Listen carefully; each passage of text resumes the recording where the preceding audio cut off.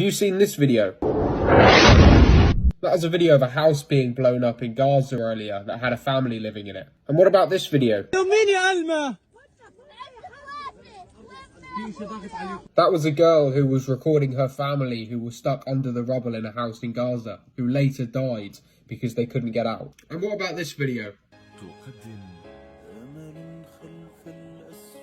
They're just a few of what is almost 100,000 apartment buildings that have been flattened because of Israel. And yet there are still some people out there that will say this is okay because Hamas was hiding inside the buildings. And yet Israel has blown up nearly 100,000 buildings. And yet we think that there's only 20,000 Hamas soldiers. So that in itself doesn't even make sense. And these same people will still make excuses even after seeing that. And they'll go, well, we just got it wrong. Or they'll go, well, they were listening to Hamas. But eventually, if you keep pushing them on points, they eventually go, well, they deserve to die anyway. They just stole our land.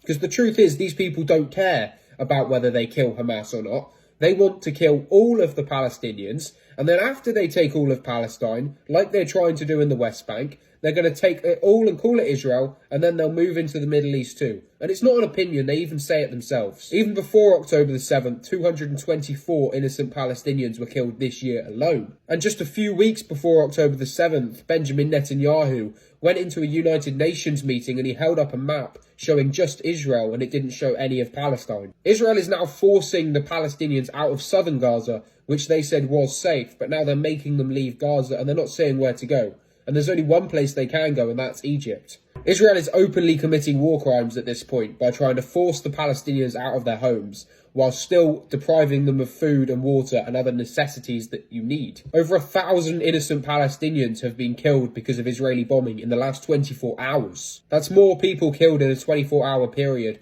than ever before in the past 75 years of Israeli history. And I think if countries like America don't cut all aid to Israel, this is very quickly going to escalate towards something much bigger than what it already is. And that's mainly because sensible countries have had enough of the Israelis quite literally genociding Palestine. I'm going to keep you updated on what's happening, and if you want to see some of that, you can leave me a follow. But the rest of what's happening, it just pisses me off, to be honest.